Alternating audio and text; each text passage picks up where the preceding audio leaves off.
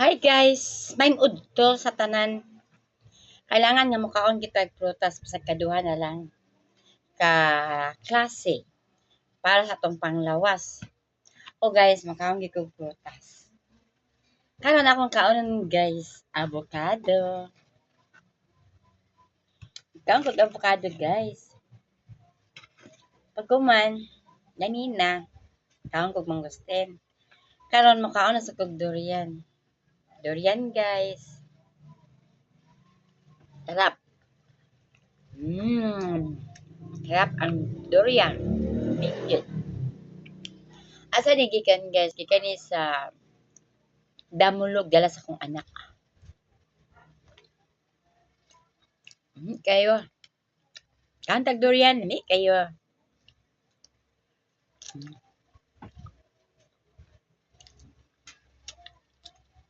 Ni kayo guys. Namoto na lang ay. Kala pa yun.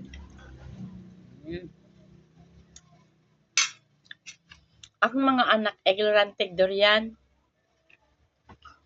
Pero ako guys, dili ko kaon ko. Sa una, ignorante ko.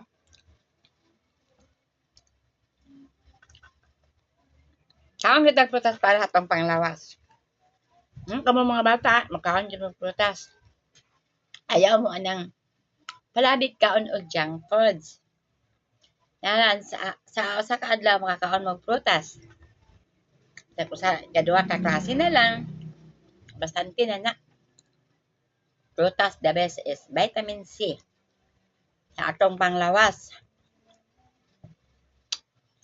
Pero amping lang gyapon mo sa lawas. Kami sa una gagmay pa mi mga unimig bayabas, mga gid mig bayabas, mga Dulce Maria.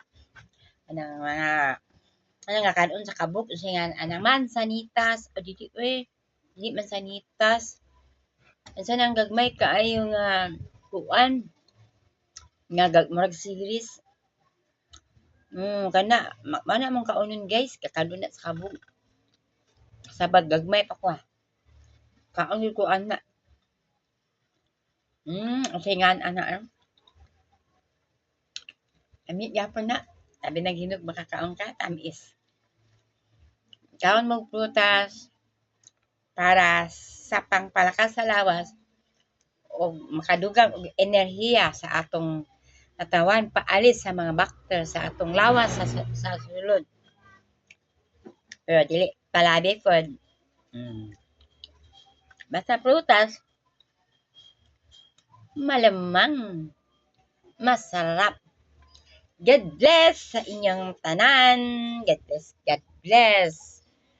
Kanang Viva Señor Santo Niño.